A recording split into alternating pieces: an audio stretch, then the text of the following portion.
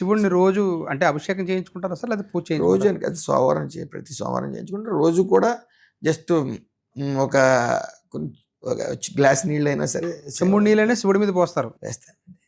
లేదా అభిషేకమే? మారేడు దళం చెట్టుని ముట్టుకుని ఒకవేళ గుడికి వెళ్ళలేని పరిస్థితి ఉంటే మారేడు దళం చెట్టు ఇంటి దగ్గర ఉంటుంది, నేను ఎక్కడ ఉంటే అక్కడ పెట్టుకుంటాను. పొద్దున్న లేచి చూసి ఒకసారి ఒక మంత్రం చదివి ఆ తర్వాత నా ప్రయాణం ఉంటుంది. శివుడి గురించి సార్ మంత్రం? ఈ మారేడు దళం ఉమ్, త్రిదళం త్రిగుణాకారం. ఉమ్. సో కంటిన్యూస్గా రోజు దీపం వెలిగించడం ఈ ఒక 15-20 ఇయర్స్ నుంచి కూడా ఎలా సార్? continuous గా- అంటే తరతరాల నుంచి అయినా అలాంటి భక్తి లేదండి. అలాంటివి ఏమైనా ఉందా? మీకే వచ్చింది అది? లేదు, లేదు. మీకెందుకు అంటే వచ్చింది నాది అసలు? ఆరుద్ర నక్షత్రం, శివుడి నక్షత్రం కూడా ఆరుద్ర అవును. నక్షత్రం. సో పేరున్నా అంటే నాకు పెద్ద ఆయన చెప్పారు, తిరుపతి వెళ్తున్నప్పుడు ఒక పెద్ద ఆయన, నేను ఆయన పిల్లలేదు, నువ్వు వెళ్ళరా, నీది ఆరుద్ర నక్షత్రమేనా అని అడిగాడు. ఉమ్, సో ఒకసారి ఆశ్చర్యపోయి ఏంటంటే నీ శివుడి నక్షత్రం, శివుడి పేరున్నా పెట్టుకున్నా, శివుడి నక్షత్రం ఉన్నా మీరు ఖచ్చితంగా శివుడిని ఆరాధించవలసిందే. ఏదో పేరు ఉంది కదా దేవుడి పేరు ఎట్టేసుకుని నీ ఇష్టానుసారం నువ్వు తిరిగితే అది కరెక్ట్ కాదు.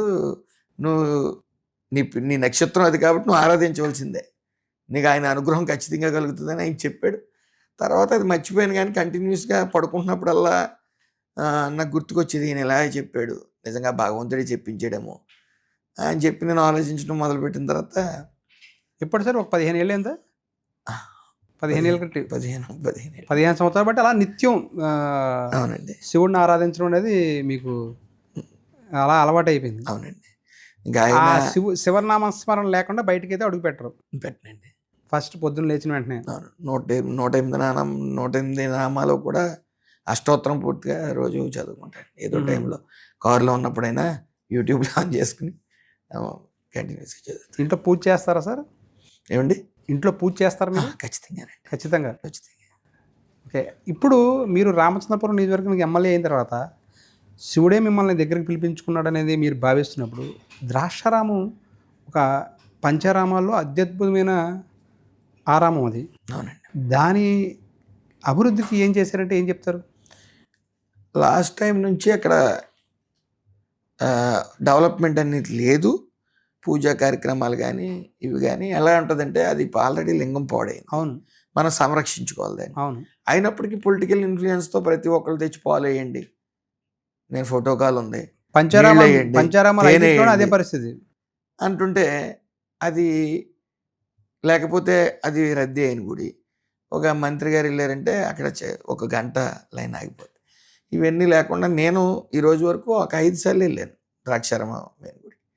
నేను పక్కన రాముడు ప్రతిష్ఠించిన శివలింగం ఉంది, అక్కడికే వెళ్తాను, అక్కడ ఖాళీగా ఉంటుంది. సో నేను కూడా నీళ్లు కానీ కనీసం పాలు కానీ పట్టుకెళ్ళాలి. సో నేను స్ట్రిక్ట్గా రూల్స్ పాస్ చేశాను, నాతో సహా ఎవరు వేయడానికి వీల్లేదు. ఎవరు వేసినా సరే దాని పనిష్మెంట్ ఖచ్చితంగా ఉంటుంది. ఇక్కడ అందరినీ కూడా ఆ పనిష్మెంట్కి గురవుతారు. ఎట్టి పరిస్థితుల్లో పాలు కానీ నీళ్ళు అంటే కానీ. భక్తులకు ఒక విశ్వాసం ఉంటుంది సార్, ఏంటంటే శివలింగానికి మనం స్వయంగా అభిషేకం చేసుకోవాలి అనేది ఉంటుంది. మిగిలిన పంచరామాలు చూస్తే మీరు అన్నట్టుగానే పాలకొల్లో కానీ లేదంటే భీమవరంలో కానీ ఇదే విధమైన పరిస్థితి. అక్కడ పాలకొల్లో కూడా శివలింగం ఇదే విధంగా కుచించుకుపోతున్నది అనే వార్తలు కూడా చాలా కాలం బట్టి వస్తున్నాయి. అవునండి. సో ఇక్కడ సేమ్ సామలకోటలో కూడా కావచ్చు.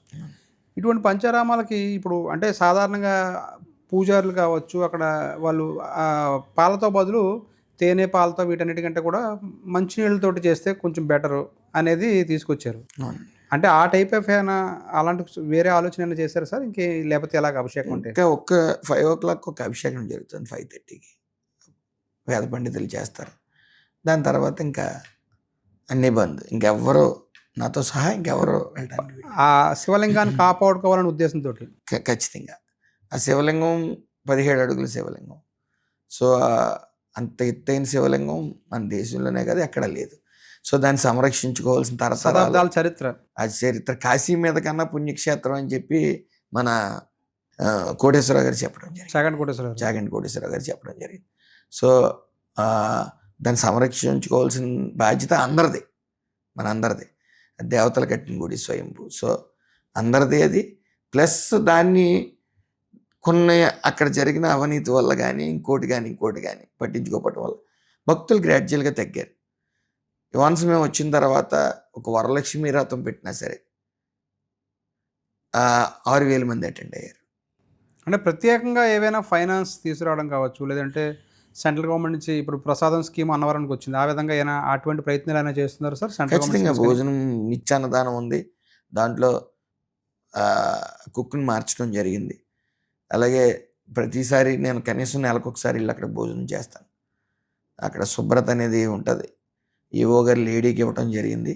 ఆవిడ అనుకున్న అంటే స్థాయిలో ఆ టెంపుల్‌ని మరింతగా అభివృద్ధి చేయాలి అని ఖచ్చితంగా ఆలోచించాలి. ఆల్రెడీ 4,00,00,000 పెట్టాం. అంటే కోనేరు మనం అక్కడ స్నానాలు చేసేది. దానికి అవుట్‌లెట్ లేదు. సో, దాన్ని అంతా రెనోవేట్ చేసి పూర్తిగా ఒక 4,00,00,000 దాకా పెట్టాం. రానున్న కాలంలో ఖచ్చితంగా అది డెవలప్ చేసి అలాగే షెడ్‌లకు కూడా పెట్టాం. డోనర్స్ ఉన్నారు రెడీగా. అంటే ఆర్కియాలజీ డిపార్ట్మెంట్ మనకు పర్మిషన్ ఇవ్వాలి. ఒక రాడ్ తీయాలన్నా, ఒక చిన్న అవును. రాడ్ పెట్టాలన్నా పర్మిషన్ కొద్దిగా లేట్ అవుతుంది. సెంట్రల్ గవర్నమెంట్ నుంచి రావాల్సిన పరిస్థితి ఉంటుంది కాబట్టి. సో, అది పర్మిషన్స్ డోనర్స్ రెడీగా ఉన్నారు. ఒక ₹1,00,00,000 ఇవ్వడానికి ఒక డోనర్ రెడీగా ఉన్నారు. మా ప్రపోజల్స్ అన్నీ పంపడం జరిగింది. పర్మిషన్స్ వచ్చిన తర్వాత అలాగే సీఎస్ఆర్ కూడా కొంతమంది ఇస్తానని సుముఖంగా ఉన్నారు. సో, అది పుణ్యక్షేత్రం. దేశంలోనే శక్తిపీఠం ఉంది పక్కనే అమ్మవారిది. ఒకే చోట, ఒకే గుడిలో. సో, అదే విధంగా అతి చిన్న లింగం కూడా మా దగ్గర ఉంది. కోటిఫలి.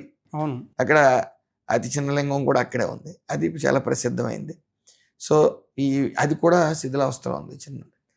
అతి చిన్న శివలింగం, అతి పెద్ద శివలింగం కూడా మా కాన్స్టిట్యున్సీలో. సో, ఆ రెండిటిల్లో కూడా అక్కడ కూడా కొబ్బరికాయ కూడా కొట్టొద్దని చెప్పాను. అరిష్టం అన్నారు. అరిష్టం అయినా సరే ఆ చిన్న లింగం పాడే పరిస్థితి ఉంది. ఆగమన పండితుల ద్వారా తెలుసుకున్నాం. ఒక్క కొబ్బరికాయ కొడతాం, పండితులు కొడతారని చెప్పి మార్నింగే అన్నారు. సరే, ఓకే, వెల్ అండ్ గుడ్ అని చెప్పాం. నేను అక్కడ కూడా మనం నిత్యం ఖాళీగా ఉన్నప్పుడు వెళ్ళొచ్చు, కానీ ఏదైనా పండగలు కూడా మొన్న మహాశివరాత్రి జరిగింది. అప్పుడు కూడా నేను దర్శనం చేసుకోలేదు. నేను వెళ్తే మళ్ళీ బ్లాక్ అవుతుంది, క్యూ పెద్దదవుతుంది, మళ్ళీ ఇబ్బంది భక్తులకి పడుతుంది. ఇబ్బందులు సో, కలగకూడదని. అక్కడే ఇంకా శివలింగాలు చాలా ఉన్నాయి. మీరు ఇందాక అన్నారు చాలా భక్తుల మనోభావాలతో ముడిపడ్డది. అలాగే లింగం. వాయులింగం అని ఉంది. అక్కడ అభిషేకం చేసుకోమని అక్కడ కొద్ది శుభ్రం చేయడం జరిగింది. బయట కూడా ఒక లింగం ఉంది. సో, ఆ లింగాలకు కూడా చేసుకుని ఆ గుడి ఆవరణలోనే ఉన్నాయి. సో, 4-5 చోట్ల అభిషేకాలు చేసుకునే వెసులుబాటు అయితే ఉంది. ఇబ్బంది లేదు. అవి కూడా శతాబ్దాల నాటివే. శతాబ్దాల నాటివే, పూర్వం నాటివే.